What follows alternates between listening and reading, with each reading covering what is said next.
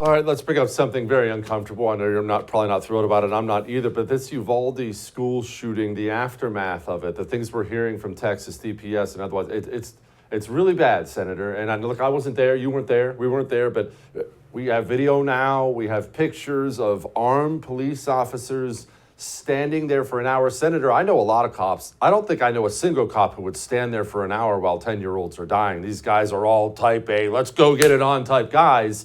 Senator, how does something like this happen?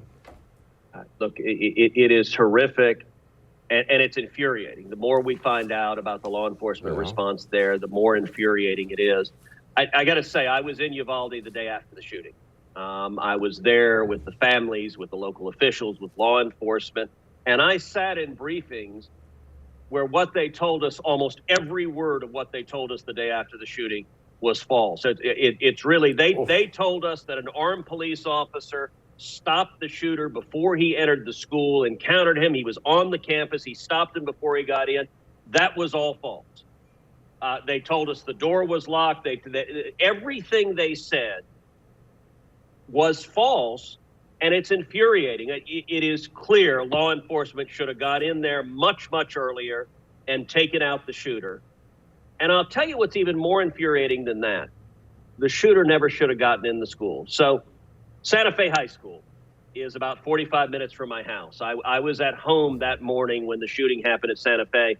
And so I was on campus within about an hour of the shooting. It was in the immediate aftermath. And afterwards, I participated in a round table with families from Santa Fe who had lost their children. President Trump was part of that round table as well. And we talked about how the shooter got in Santa Fe. And the shooter got in through an unlocked back door and was able to get straight into the classroom and begin murdering students.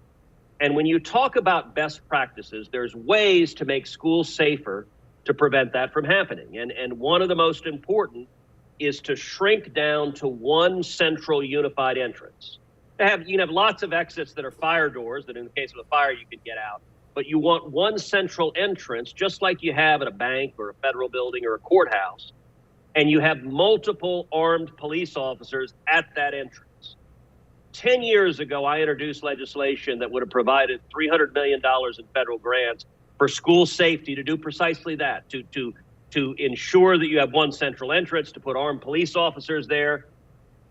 Democrats filibustered that legislation. If that legislation had passed into law, and if the Robb Elementary School had gotten one of those grants and had locked that door, what's infuriating about Uvalde is that shooter got in the exact same way the shooter did in Santa Fe, through an open back door, and he was in the classroom already before law enforcement got there. What would have been better if that door was locked and the shooter had to come to one main entrance, and if there were multiple law enforcement officers at that main entrance, they could have shot and killed that bastard before he got into the school and saved the lives of 19 children and 2 teachers. That's how it should have happened, and that's what we should be insisting on now.